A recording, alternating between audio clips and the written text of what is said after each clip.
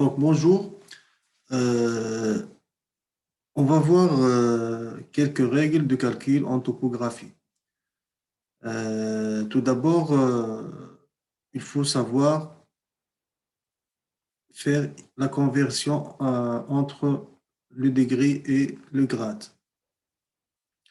Comme vous voyez ici, le cercle trigonométrique.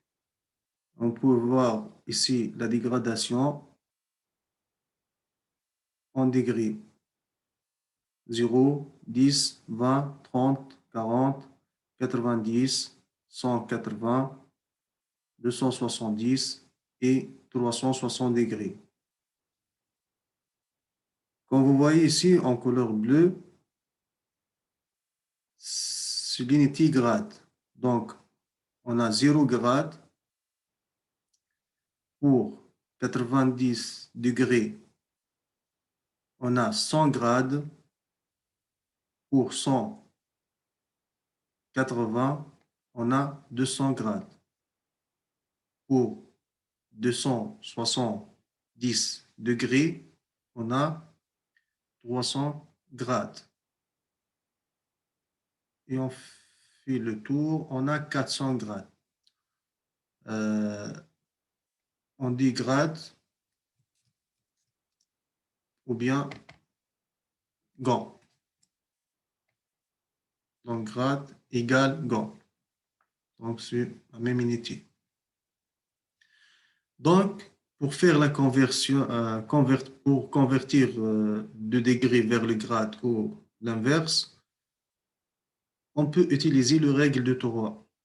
Donc, pour 90 degrés équivaut 100 grades, alors lorsque je cherche la valeur de 180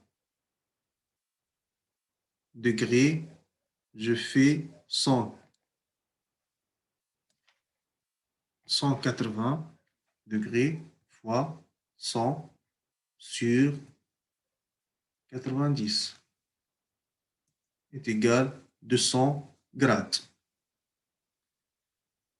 Maintenant, pour faire la conversion de grade vers degré, comme vous voyez ici, pour 100 grades, j'ai 90 degrés.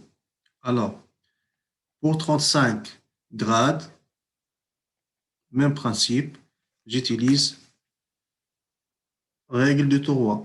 35 fois 90 sur 100 est égal à 31,5 degrés. Donc, pour 35 grades équivaut à 31,5 degrés. Donc, maintenant, on veut voir quelques relations dans un triangle quelconque. Hein.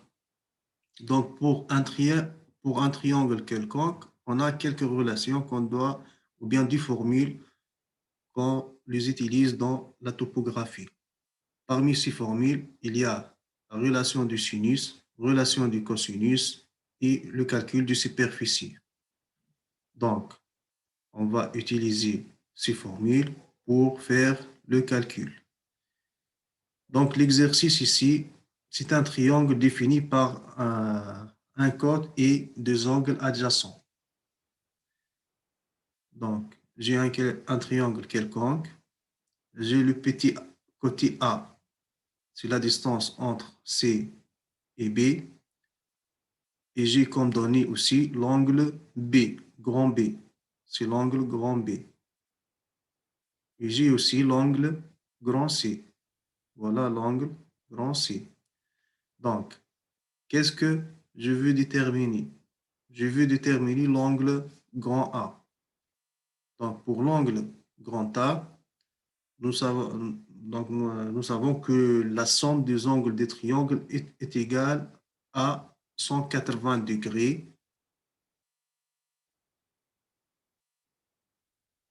et en grade égale 200 grades, puisque les unités utilisées ici sont les grades. Les grands, c'est le grade. Donc, et pratiquement en topographie, toujours, on utilise le grade comme unité pour les angles. Donc,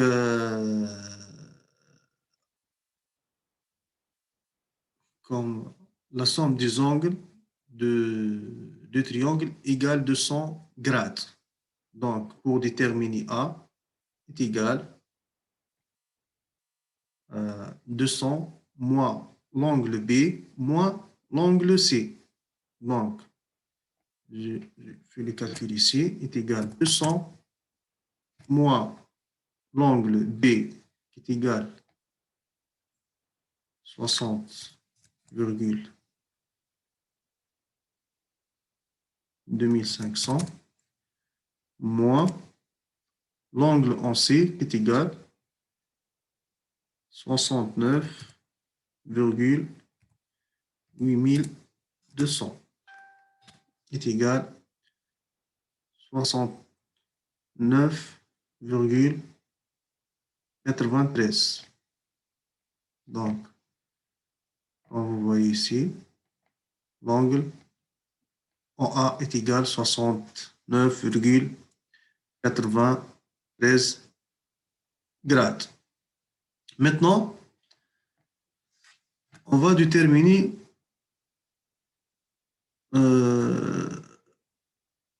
PTB. PTB, comme vous voyez ici, c'est la distance entre A et C. Donc,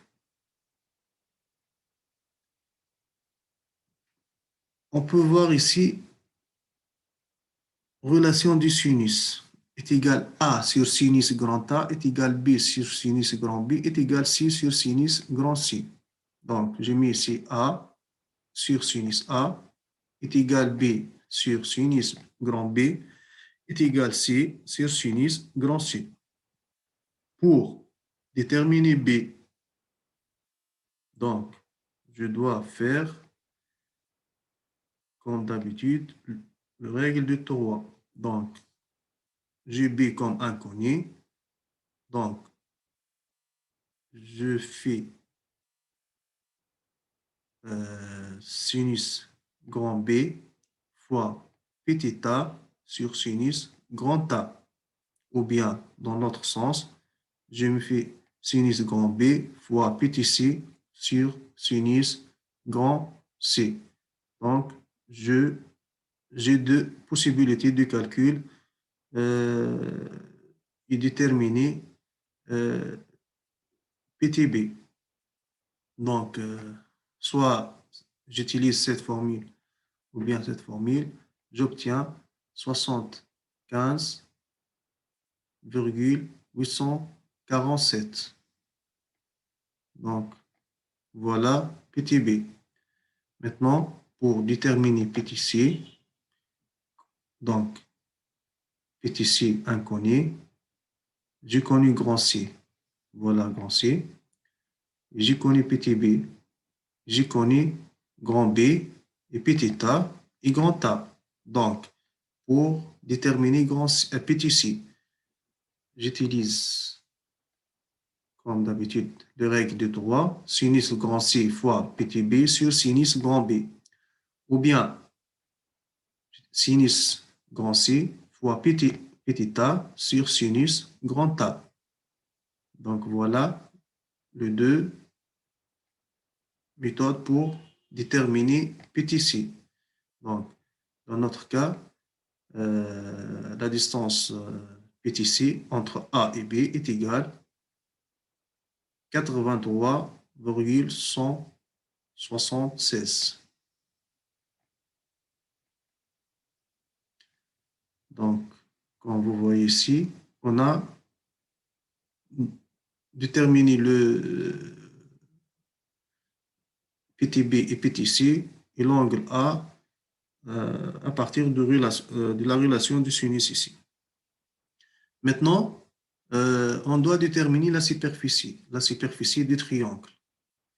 Donc, puisqu'on a les côtes et les angles sont bien, ils sont déterminés, ils sont définis, ils sont connus. Donc, on a deux formules, on a trois formules pour déterminer la superficie. Soit un demi fois A fois B fois sinus grand C. Deuxièmement, un demi de petit a fois petit c fois sinus grand B. Troisièmement, un demi de B fois petit c fois sinus grand A. Et en troisième, aussi, on a notre formule sur A au carré fois sinus grand B fois sinus grand C sur 2 sinus grand A. Donc, je veux utiliser cette formule 1 demi A fois B fois sinus grand C. Donc, est égal A fois B, petit a, fois B,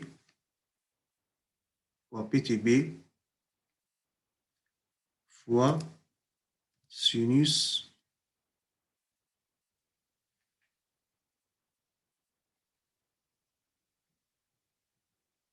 grand C. En fait, donc, pour le calcul de cosinus et sinus, l'Excel, il utilise le radian. Donc, je vais faire le calcul avec calculatrice. Donc, je dois, je dois obtenir la superficie du triangle qui est égale 2808,96 96 mètres carrés. D'accord? Maintenant, on va passer au deuxième feuille. Donc, avant de continuer dans le calcul, vous devez savoir qu'il existe trois nords géographiques. Bon, trois nords. Il y a le nord magnétique, le nord géographique et le nord du quadrillage du système de projection. Donc, pour le nord géographique, c'est la direction du méridien du point vers le pôle nord. Voilà, comme vous voyez ici, c'est le nord NG, nord géographique. On a aussi le nord magnétique. C'est la direction de l'aiguille aimantée, c'est-à-dire du champ magnétique terrestre du lieu. Donc, avec le boussole, on peut obtenir le nord magnétique. Aussi, on a troisième nord, c'est le nord du quadrillage du système de projection. Et dans la direction des ordonnées Y positives, on a un point, il est encore appelé pour de projection lambert, nord lambert.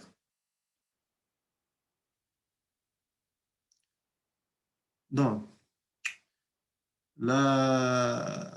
l'angle entre le nord magnétique et le nord géographique s'appelle la déclinaison magnétique. Et on note petit d. C'est l'angle entre le nord magnétique et le nord géographique. On appelle la déclinaison magnétique. Donc, pour une direction A, B, cette direction, on a un angle entre le nord géographique et cette direction qui s'appelle azimut. C'est l'angle entre le nord géographique et la direction A, B. Pour le nord lambert, ou bien le nord du quadrillage du système de projection, il fait un angle qui s'appelle gisement. Donc, c'est l'angle, et on note grand J. C'est l'angle entre le nord des quadrillages du système de projection et la direction AB. Maintenant, on va faire un exemple de calcul du gisement et distance. Donc, comme vous voyez ici, nous avons deux points. Premier exemple. Un point de matricule 3002 et un point de matricule 3004. Pour chaque point, on a X et on a Y. Pour 3004, on a X et Y. Donc, pour arriver à déterminer le gisement entre le point 3002 et 3004, tout d'abord, je dois calculer la différence delta X. Donc, je mets X de 3004 moins la valeur du X de 3002. J'obtiens moins 5. Donc, pardon, je suis dans ce cas, dans cet exemple. Donc, j'ai fait X de 3003 moins X 3002. Donc, j'obtiens moins 5,497.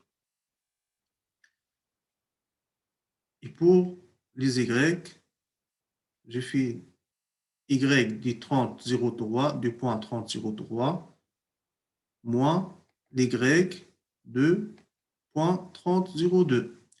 J'obtiens 0,239. Maintenant, on fait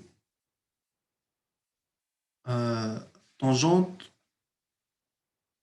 J'. Donc, tangente J' est égale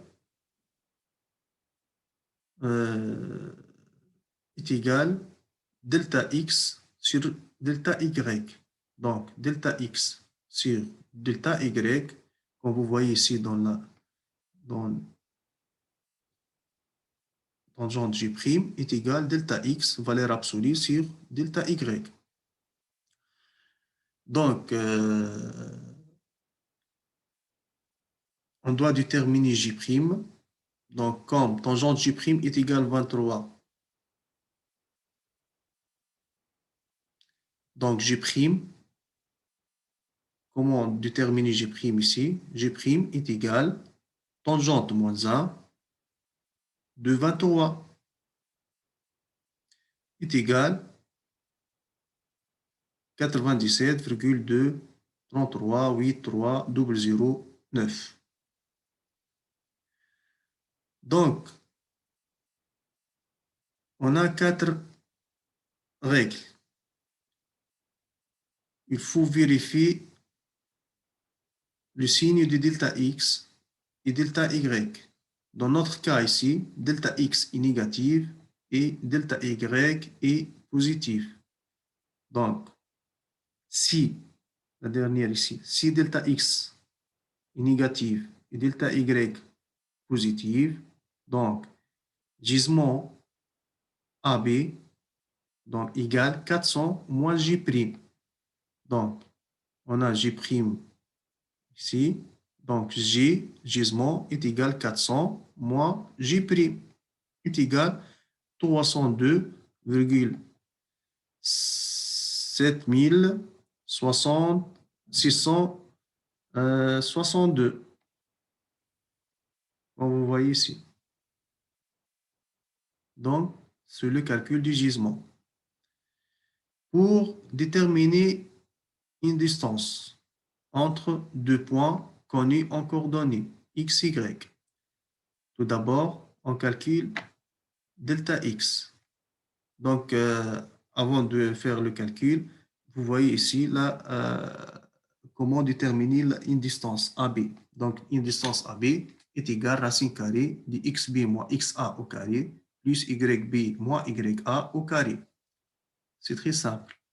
Donc, delta x, c'est-à-dire x de point 30,03 moins x de point 30,02 est égal à moins 5,497. dy, c'est y de 30,03 moins 30 moins y de 30,02 égale 0,239. Donc dx au carré est égal à 30,217,009. dy au carré est égal à 0,057121. Maintenant, delta x au carré, je fais la somme avec delta y au carré. Donc, la somme de ces deux est égale à 30,27413. Et maintenant, je fais la racine qui est égale à 5,5021,93,199. Donc, la distance est égale à 5,502 mètres. Donc, c'est la détermination du gisement et distance à partir de deux points connus en coordonnées x et y. Maintenant, on va voir dans cette feuille le J0 pour chaque station. Donc, le J0 de station, noté aussi V0, est une constante d'orientation de la station S. Donc, à chaque station, on a J0. Ajouté à une lecture d'angle horizontal sur un point P visé dans le gisement de la direction SP. C'est aussi le gisement du zéro du limbe. Donc, sans entrer dans le détail, en fait, le gisement, le J0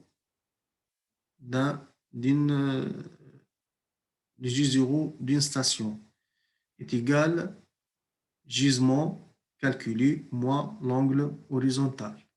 En fait, lorsque j'ai une station connue en coordonnées x et y, et j'y vise un point 30,04, par exemple, connu aussi en x et en y, je peux déterminer le gisement, comme nous avons déjà vu dans la feuille précédente. On peut déterminer le gisement. Et aussi, on détermine la distance. Donc, pour une lecture horizontale donnée en grade, J0 égale, donc J0 égale G moins, je fais le calcul ici, est égal gisement calculé moins angle horizontal est égal moins 187,7257. En fait, l'angle est négatif, donc je dois ajouter 400 grades. Donc, est égal cet angle plus 400 grades. Donc, le J0 est égal à 212,2743 grades. Avec même manière, on calcule le point 30,02. Donc, si il existe plusieurs points, 3 à 4 points, je dois calculer avec même principe. Et après, je dois interpréter ou extraire le J0 moyen. Donc, les J0 en moyenne, c'est la somme du J0 pour chaque point divisé par le nombre de points. Dans ce cas, on a 2 points. Donc, on doit calculer le J0 du point 30,02 et j'ai fait la somme et j'ai divisé sur 2 pour obtenir les J0 moyen de station.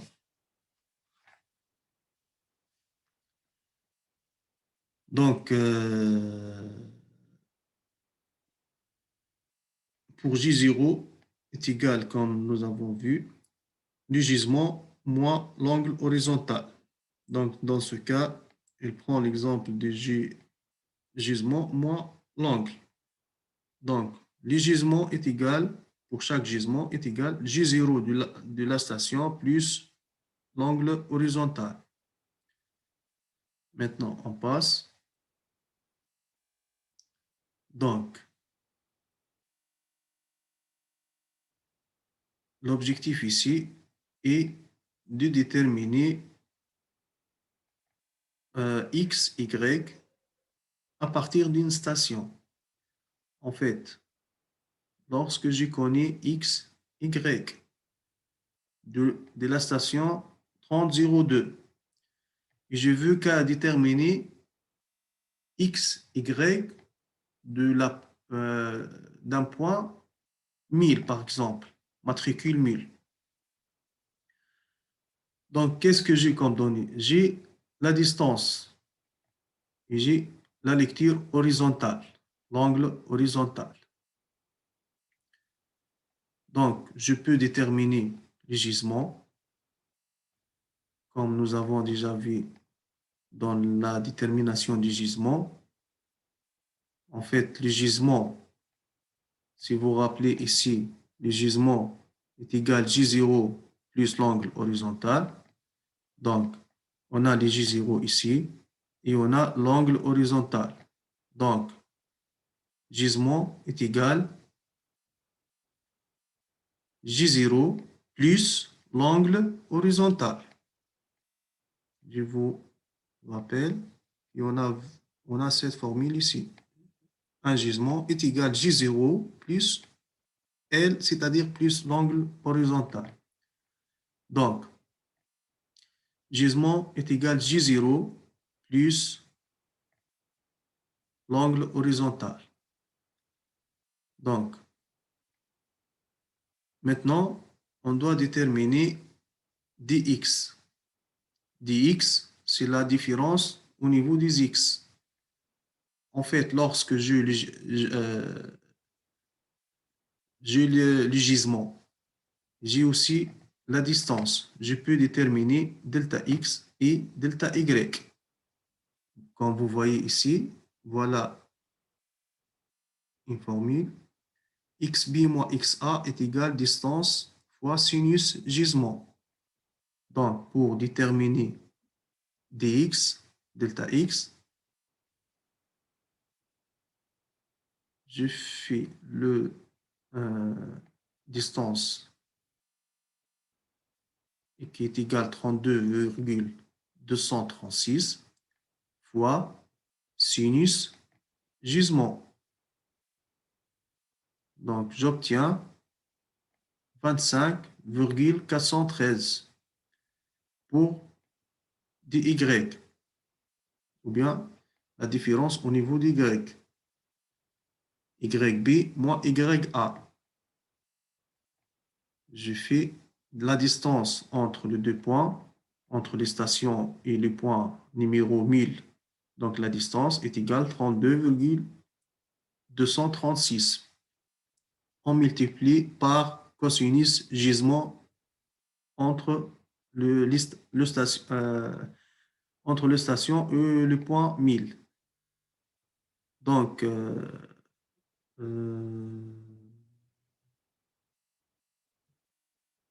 la distance fois cosinus gisement. On obtient dy est égal à 19,833.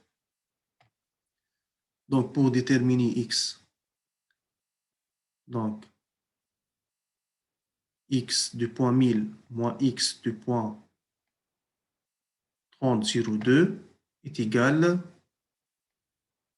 25,413. Donc,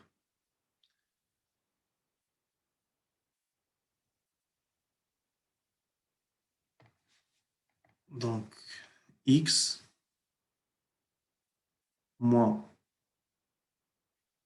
x 30,02 est égal 25,413. Donc, x du point 1000 est égal 25,413 plus x de station 30,02 est égal 777,488,653 mètres. Pour y, donc y moins du point 1000, hein, y du point 1000 moins y de station 30,02 est égal delta y 19,833. Donc, y est égal 19,833 plus 6 905 263,705 est égal 6 905 283,538.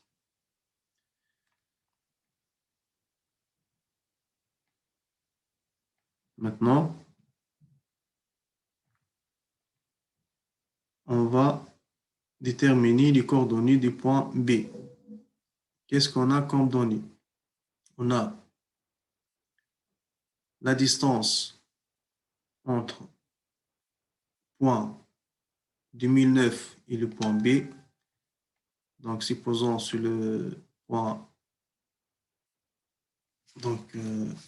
2009 est égal au point A et j'ai le point B.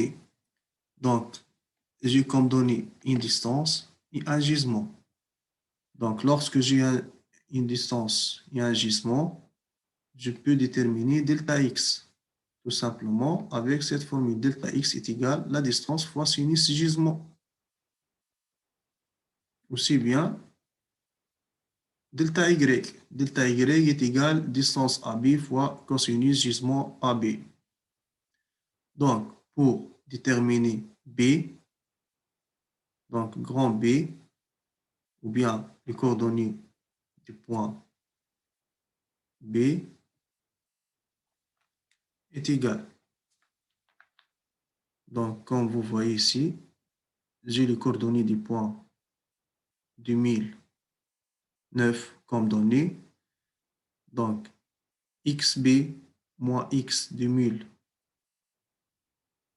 du point 2009 est égal à delta x. Donc, xb est égal à delta x plus x du point 2019 est égal à 777,897,961 mètres. Et pour delta y, donc yb moins y du point 2009 est égal à delta y. Donc, est égal, donc delta y est égal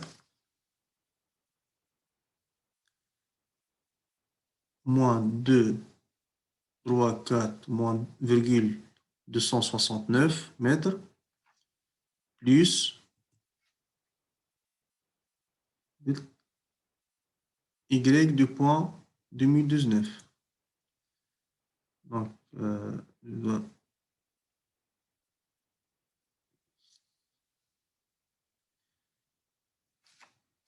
l'écrire. Donc, moins delta y 2, 4, 3, virgule 2, 6, 9, plus 6, 9, 0, 5, 3, 40, plus 156.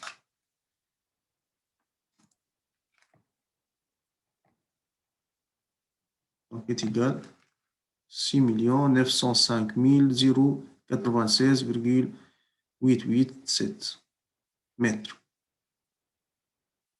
Donc, voilà comment déterminer les coordonnées d'un point en fonction du gisement et en fonction des distances.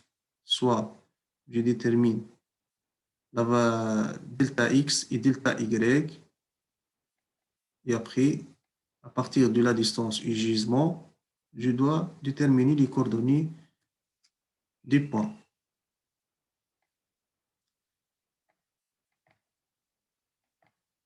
Donc, merci et au revoir.